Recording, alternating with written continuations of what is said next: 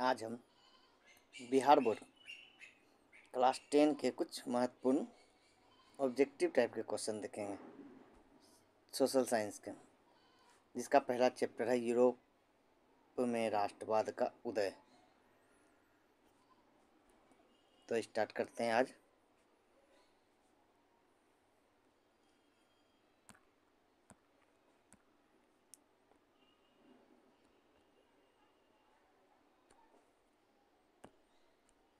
पहला क्वेश्चन है, जर्मन राष्ट्र के लिए निम्नलिखित में से कौन सा महिला रूपक बनी? जर्मन राष्ट्र के लिए निम्नलिखित में से कौन महिला रूपक बनी? तो इसका आंसर होगा जर्मेनिया। जर्मेनिया की महिला रूपक बनी। उसी तरह दूसरा है, ऐसी सरकार या शासन व्यवस्था जिसकी सत्ता पर किसी प्रकार का अंकुश नहीं होता है क्या कहलाता है? तो वो कहलाता है निरंकुशवादी सरकार। ऐसी सरकार या शासन व्यवस्था जिसकी सत्ता पर किसी प्रकार का अंकुश नहीं होता है कहलाता है निरंकुशवाद।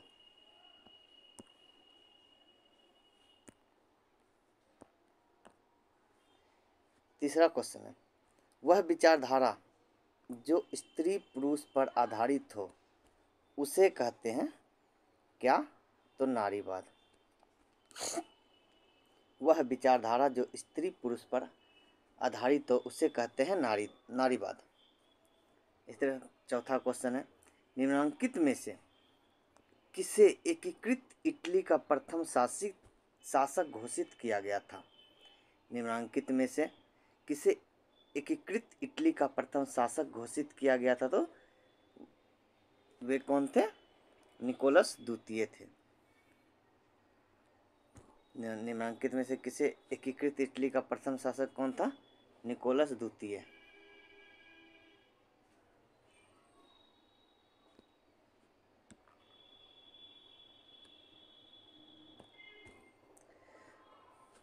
फाइव नंबर है, जर्मन को एकजुट करने में किसने अहम भूमिका निभाई?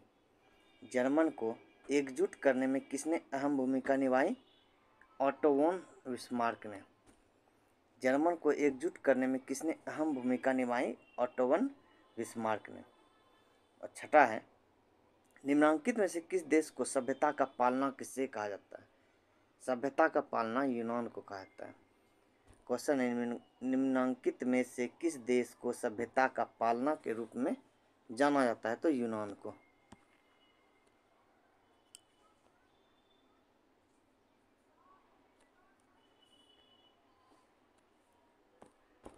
इटली के एकीकरण आंदोलन का नेतृत्व किसने किया था? तो कैमिलो दे काबूर थे।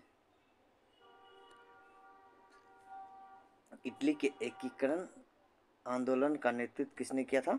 Camillo de Cavour. अब 8वां नंबर में आते हैं, जर्मनी के एकीकरण के लिए बिस्मार्क ने कौन सी नीति अपनाई? तो जर्मनी के एकीकरण के लिए बिस्मार्क ने कौन सी नीति अपनाई थी? खून और खड्ग की। खून और खड्ग की। रक्त एवं लोह, इसका अर्थ हुआ रक्त एवं लोह। आगे 9 नंबर है, रक्त एवं लोह की नीति का अवलंबन किसने किया था? बिस्मार्क ने। रक्त एवं लोह की नीति का अवलंबन बिस्मार्क ने किया। कब यूनान को एक स्वतंत्र राष्ट्र के रूप में मान्यता मिली? तो 1832 में मिली। 1832 ये आंसर है। यूनान को एक स्वतंत्र राष्ट्र के रूप में कब मान्यता मिली? तो 1832 में।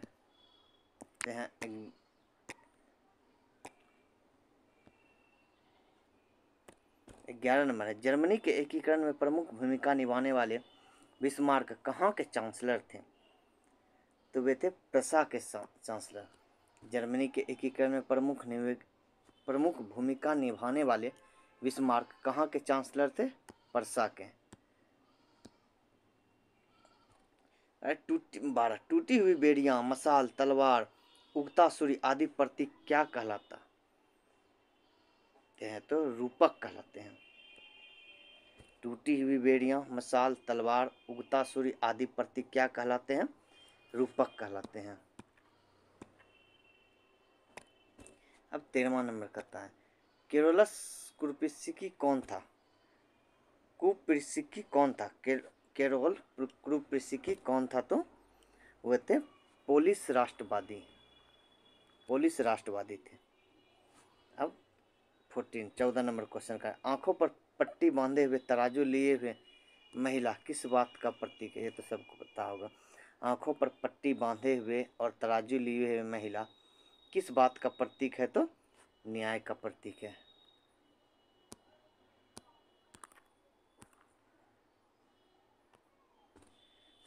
बुब राजवंश का शासन किस देश में था?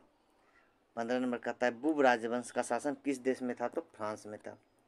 बुब राजवंश का शासन किस देश में था? फ्रांस में था। अब किस संधि के द्वारा 16 नंबर प्रश्न है किस संधि के द्वारा यूनान को एक राष्ट्र के रूप में मान्यता मिली? किस संधि के द्वारा यूनान को एक राष्ट्र के रूप में मान्यता मिली? तो कुस्तुनतुनिया की संधि। कुस्तुनतुनिया की संधि के दौरान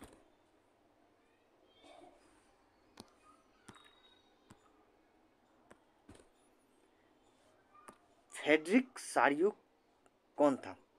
17 नंबर फ्रेडरिक सारियुक कौन था? तो वे थे फ्रांसीसी चित्रकार। फ्रेडरिक सारियुक कौन था? तो फ्रांसीसी चित्रकार। 18 बोल रहा है किसी राष्ट्र की सामूहिक पहचान को क्या कहते हैं? 18 किसी राष्ट्र की सामूहिक पहचान को क्या कहते हैं? तो राष्ट्रवाद कहते हैं। किसी राष्ट्र की सामूहिक पहचान को राष्ट्रवाद कहते हैं। अब आते हैं 19 नंबर प्रश्न। मारियान किस देश के राष्ट्रवाद का प्रतीक था? मारियान किस देश के राष्ट्रवाद की प्रतीक थी? तो वो थी फ्रांस की। मारियान किस देश के राष्ट्रवाद की प्रतीक थी? फ्रांस की। 20 में वियना की संधि कब हुई? वियना की संधि कब हुई? तो वियना की संधि कब हुई? 1815 में। वियना की संधि हुई 1815 ईस्वी में।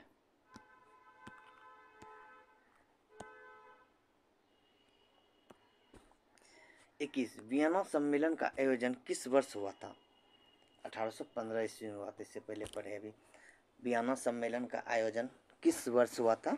1815 में। 22 काउंट काबूर को विक्टर इमैनुअल ने किस पद पर नियुक्त किया था? तो वे प्रधानमंत्री थे।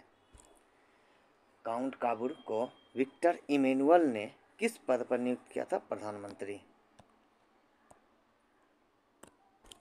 नेपोलियन बोनापार्ट कौन था? नेपोलियन बोनापार्ट कौन था? तो फ्रांस का सम्राट था। नेपोलियन बोनापार्ट कौन था? फ्रांस का सम्राट। 24 नंबर 1789 में फ्रांस की क्रांति के समय किसका शासन था? 1789 में फ्रांस की क्रांति के समय किसका शासन था? तो लुई 15वां का। 15वां है ये।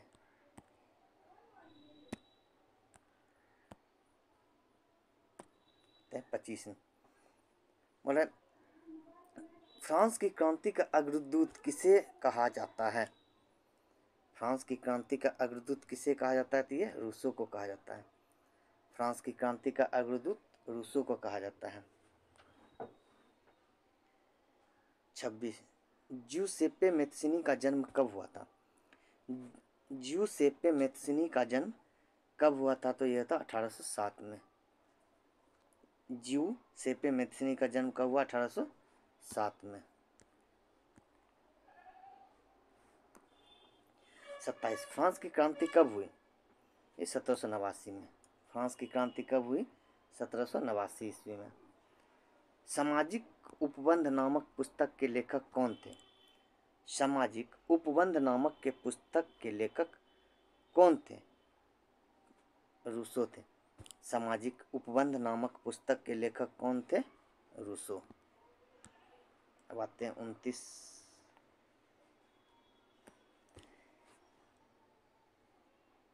यंग इटली सोसाइटी की स्थापना किसने की थी?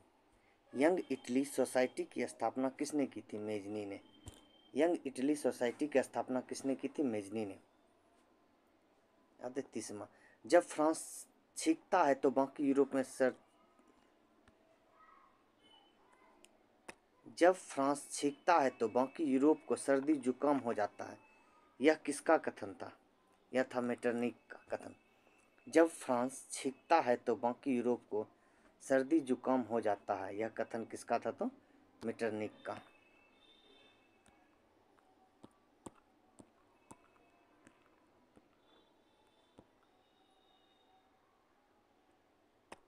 बताए 31, the spirit of law, the spirit of law नामक पुस्तक के लेखक कौन थे? तो वे थे मॉन्टेक्यू। द स्पिरिट ऑफ लॉ नामक पुस्तक के लेखक कौन थे? मॉन्टेक्यू। 32, बिस्मार्क जर्मनी का चांसलर कब बना? तो 1862 में बना। बिस्मार्क जर्मनी का चांसलर कब बना? 1862 में।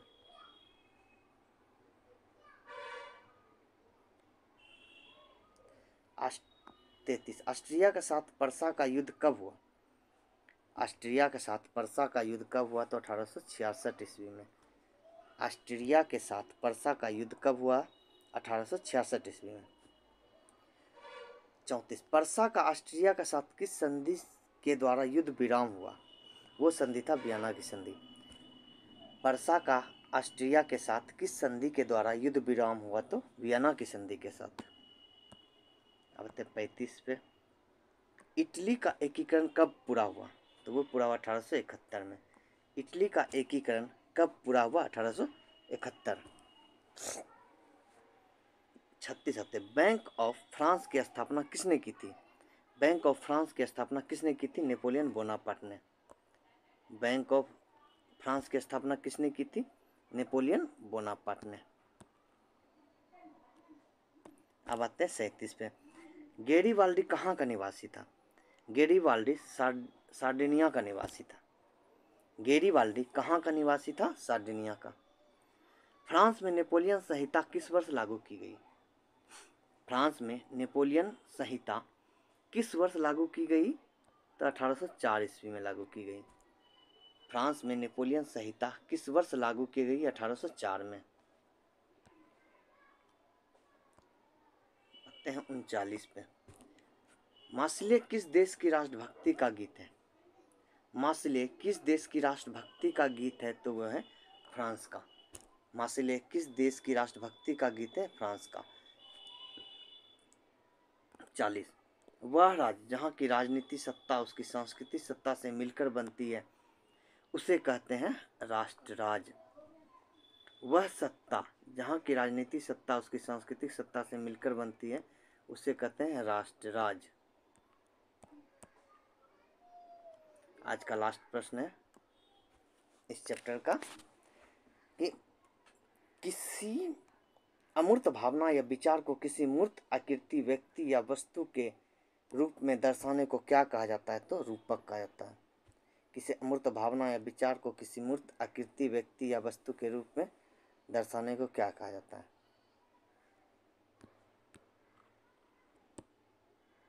तो आज यही लास्ट प्रश्न था।